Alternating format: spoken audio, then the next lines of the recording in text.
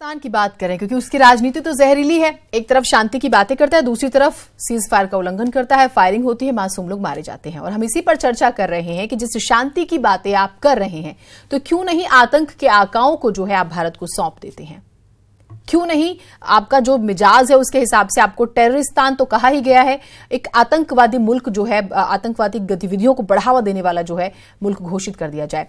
Colonel RN Singh हमारे साथ हैं जो कि लगातार बातचीत कर रहे हैं हमारे साथ, और जय सिंह रावत हमारे साथ जो है वरिष्ठ पत्रकार जुड़े हैं।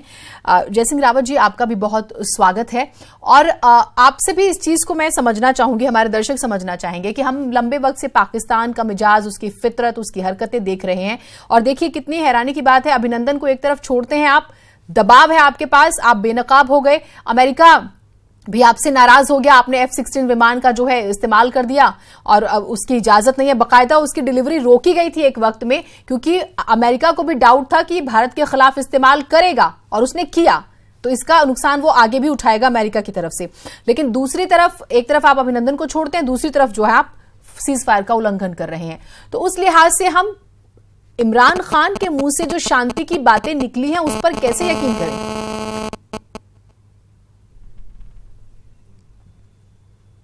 रावत जी। हाँ, देखिए, पाकिस्तान का इतनी जल्दी उसका बिच्छू का जो आदत होती है, जो उसकी टेंडेंसी है, वो डंक मारने की है। पाकिस्तान की लगभग वही स्थिति है। इतनी जल्दी वो आतंकवाद या आतंकवादियों को मदद करना छोड़ देगा, ये हमको इतनी खुशफहमी में नहीं रहना चाहिए। लेकिन जिस तरह इस समय उसके अंतर्राष्ट्रीय स्तर पर उसकी थू हुई है, अंतर्राष्ट्रीय स्तर पर अलग थलग पड़ा है, उसमें कूटनीतिक दृष्टि से और मिलिट्री दृष्टि से भी, पॉइंट ऑफ व्यू से भी देखा जाए तो सीधा बालाकोट में हमने एयर स्ट्राइक करना, तो जो मिलिट्री माइट है हिंदुस्तान की, उससे वो झेप जाएगा और कुछ समय तक निश्चित रूप से डर के मारे सही कुछ समय तक उसकी जो ये गतिविधियां हैं वो बंद हो जाएंगी, कम से कम हो जाएंगी। और हो सकता है वो अजहर मसूद को कहीं छिपा देना, तो मुझे लगता नहीं वो हिंदुस्तान को सौंपेगा, या दूसरे हैं और टेररिस्ट वहां पर हैं, उनको हिंदुस्तान को तो नहीं सौंपेगा। लेकिन यह फिलहाल अपनी गतिविधियां सपोर्ट कम रखेगा। लेकिन इधर जो हमारा जो सबसे बड़ा जो दिक्कत है, जो बड़ा संकट है, वो ये है कि हमारे देश के लोग जो नौजवान हैं, कश्मीर के हैं, उनको गुमराह किया जा रहा है। हमारे देश के, हमारे ही लोगों को, हमारे बच्चों को हमारे खिलाफ, अपने देश के खिलाफ जो पत्थर उठा रहे हैं, जो बंदूक उठा रहे हैं, वो समस्या है। हमने एक मोर्चे पर तो जी कर दिया, अच्छा ठीक है, पाकिस्तान को भी, दुनिया को भी अच्छा मैसेज दे दिया। इस समय देखा जाए तो हमारी जीत है, हमने जो करना था, हमारी सरकार ने जो करना था वो ठीक किया। लेकिन अभी हमें डी एस्केलेशन की बात सोचनी चाहिए। ज़्यादा टेंशन करेंगे, ज़्यादा धमकाने से भी काम नहीं चलता, धमकी से काम नहीं चला करते। इधर हमें जो कश्मीर में है, जो लोग जो अलग, मतलब जो अलगाव की तरफ जो जा रहे हैं, उनको अपनी दिशा में मोड़ने का प्रयास करना चाहिए। और वो बंदूक से नहीं हो सकता, वो प्यार से हो सकता है। आप हमारी तरफ से उस तरह पहले होनी चाहिए, पहले भी होती थी, लेकिन अब आपको आसान होगा। कई लोगों जो गुमराह लोग हैं, जैसे हुर्रियत के हैं, और लोग सोचते थे कि हमारे पीछे पाकिस्तान है। अब पाकिस्तान को जिस किस्म का थप्पड़ पड़ा, सारे आम थप्पड़ पड़ा, उससे हुर्रियत वालों की भी आंख खुल जानी चाहिए कि वो गलतफहमी किसी कच्चे खिलाड़ी के चक्कर में है, इसलिए उनको पाकिस्तान से बहुत कुछ मिलने वाला नहीं है। और जो पाकिस्तान की तरफ से जो लॉजिस्टिक सपोर्ट मिलती थी, जो मॉनिटरी सपोर्ट मिलती थी, वो भी बंद हो जाएगी। तो कम से कम हमारे साल 2 साल तक तो ये स्थिति कम होगी। लेकिन हम आपने बहुत इंपॉर्टेंट बात कही है, उस पर मैं जो है आपने बहुत अच्छी बात की। आरएन सिंह जी से एक सवाल लेना चाहूंगी। 2 साल तक स्थिति ठीक हो जाएगी। मिस्टर सिंह, देखिए, पाकिस्तान को जो है यूएन असेंबली ही जो है एक टेरर स्टेट घोषित कर सकती है। उसमें मैं कुछ कोट्स जो हैं वो जरूर रखना चाहूंगी। अमेरिका ने कहा कि आतंक के खिलाफ सख्त एक्शन लेना चाहिए पाकिस्तान को, क्योंकि पाकिस्तान कहता है कि वहां पर दहशतगर्दी है। यहां पर फ्रांस कहता है कि भारत को सीमा पार से हो रहे आतंकी हमलों की खुद की सुरक्षा करने का उसका हक है, यानी कि यहां पर भी पाकिस्तान को एक चांटा पड़ जाता है। ऑस्ट्रेलिया कहता है कि भारत ने जो है अपने डिफेंस में कार्रवाई किया, वो उसको हक है। तो यहां पर भी उसने पाकिस्तान को कहा कि आप जो है इस चीज को खत्म कीजिए। यूरोपीय यूनियन जो है वो दोनों देशों को कहता है कि आप अमन शांति की कोशिश कीजिए। ब्रिटेन की मैं बात करूं, ब्रिटेन कहता है कि जो जिम्मेदार है पुलवामा हमले के उन्हें सजा मिलनी चाहिए। सब जानते हैं जैश ने जिम्मेदारी ली, यानी कि उसके सरगना को सजा मिलनी चाहिए। पाकिस्तान को इस लिहाज से मदद करनी चाहिए। और अफगानिस्तान हमेशा चीख चीख के कहा है कि पाकिस्तान ही है जो उनके मुल्क की स्थिति को खराब करता है और आतंकी संगठन जो है उनके देश की स्थिति को खराब करता है। चाइना जो है वो मिला जुला स्टेटमेंट देता है और चाइना ही है जो यहां पर पाकिस्तान को बचाकर ले भी जाएगा। बहुत डिप्लोमेटिक, बहुत स्मार्ट स्टेटमेंट दे रहा है।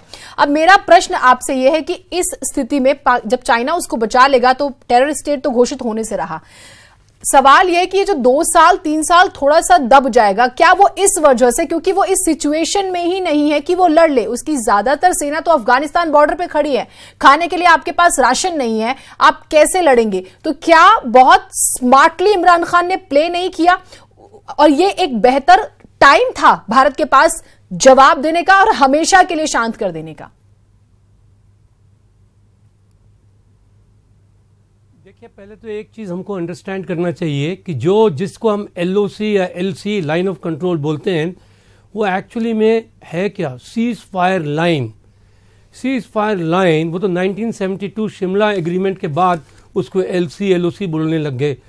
उसका मतलब क्या है? वो वहां पर मतलब है जो फौज में हम उसको बोलते हैं NWNP, मतलब नो वॉर नो पीस। वहां पर लड़ाई जारी है जिस पोजीशन में आप लोग हैं, और ये 72 इयर्स हो गए कि वहां पर लड़ाई कभी खत्म नहीं है। 72 साल हो गए। अब जो कर रहे हैं ये लोग, ये जो आतंकवादी का इस्तेमाल करके, ये एक low cost no cost option है कॉन्फ्लिक्ट स्पेक्ट्रम में। ये इजी क्या बोलते हैं, आसान रास्ता है। पाकिस्तान इसको कभी खत्म नहीं होने देगा।